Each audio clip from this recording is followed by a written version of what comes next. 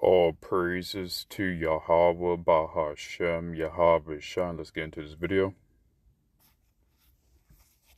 Look at where all of the planes are heading. They're heading right. The U.S. is conducting one of the largest airlifts in history over the past 10 days. And if you look at where all of the planes are heading, they're heading right towards Iran. What you're looking at is every public American Air Force cargo and transportation plane. And during the ceasefire and peace deal process, hundreds of flights are bringing thousands of sets of air defenses and offensive weaponry right to the Strait of Hormuz. This is the biggest buildup since the 2003 invasion of Iraq. An unknown amount of troops are now here. The Americans and Iranians have been bombing each other nightly. This is despite a ceasefire being signed by both presidents of both nations. Israeli attacks on Lebanon, which was stated in Clause 1 of the ceasefire, is now causing the Iranians to threaten to completely halt all talks with America. And now Trump put out the most threatening tweet earlier, saying it is very possible that they will never learn. It may come to a point where we're not able to be reasonable and the Islamic Republic will no longer exist. Putting videos and images of the bombing last night. Day by day, things are getting worse and the Americans are bringing in more and more planes, and I don't think it's for peace.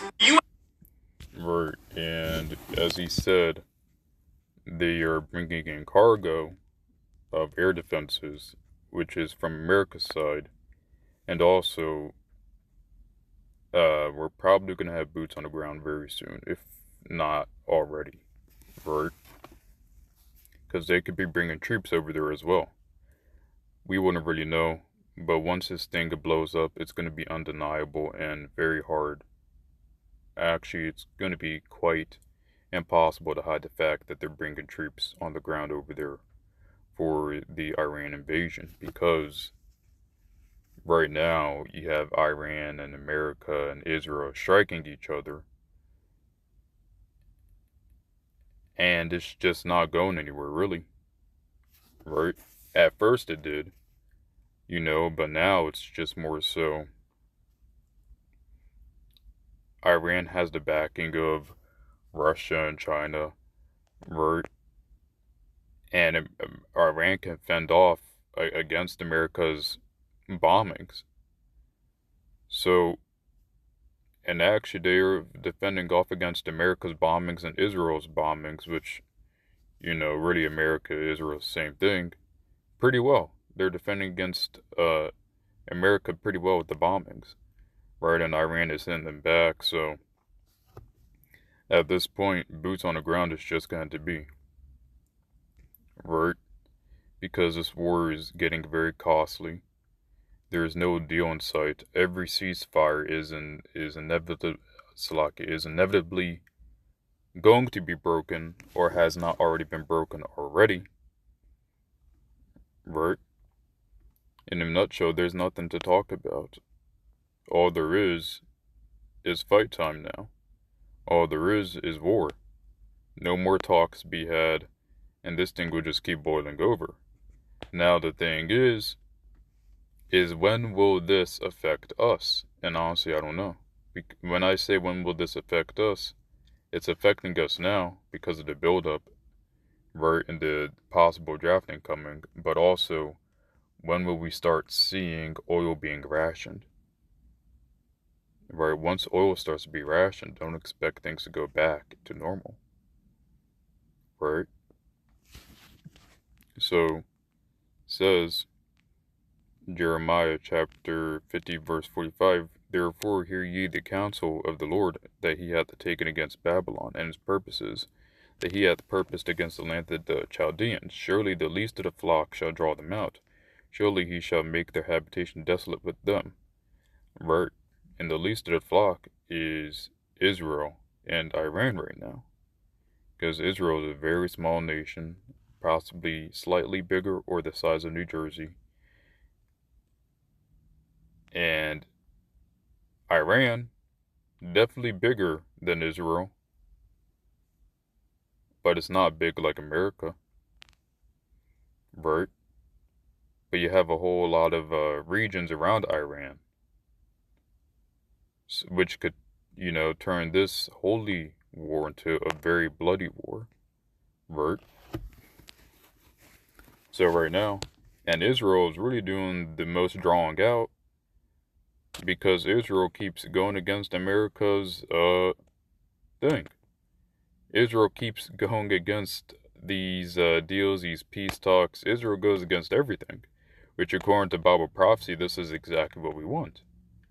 We know that as soon as a ceasefire or peace talk is going to come around, we know Israel, because Yahweh put the spirit on them, Israel is going to break that ceasefire and keep screwing things up over and over and over again, which excites us, right? If you're a man of the Lord, this should excite you because you know that any break period that there is going to be is not going to be a very long break period. It's not going to be like uh where October 7th happened, and then once October 7th happened, you know, we didn't really get much action after that, right? But now we're getting action nonstop. We're getting these ceasefires broken nonstop. We're getting these peace talks broken nonstop, right? It's not slowing down this time. There will be no delay. So let's get out Ezekiel chapter 38, verse 4, and I'll turn thee back. Thou will put hooks into thy jaws, and I will bring thee forth, and all thine army horses and horsemen.